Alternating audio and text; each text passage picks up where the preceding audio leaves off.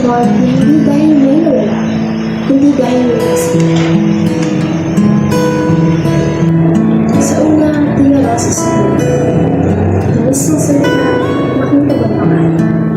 Sinasabi nila, hindi ka na ako, hindi ako mawala. Mahal ka sa akin, ikaw na ako. Pero singkot ng impiblano, ay may tinatayo mo.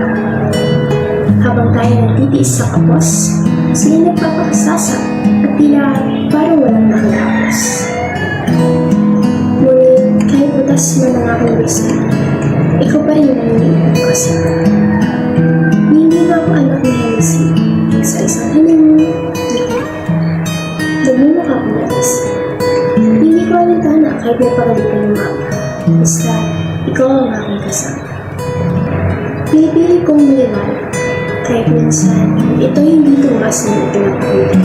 Pinipili, patahimikin ng duda dahil sabi mo, baka ito ang tama. Pero sa munggong mabilis magsawa, madaling palitan ng tao, madaling litangan ng tayo na para sa isang lang jacket mo, na ikaw ang papel at ako ang bato. Hanggang sa magkapit ka, hindi dahil walang buwan, kundi dahil sobrang na ako nabibigyan.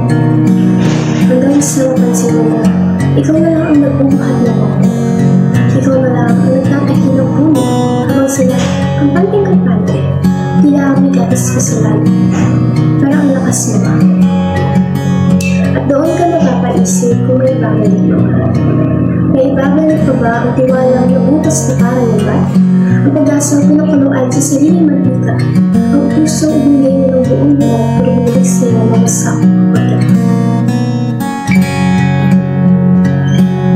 Ito tayo nagbibilang ng pag-asa, habang sila ay yung nagpapakasala.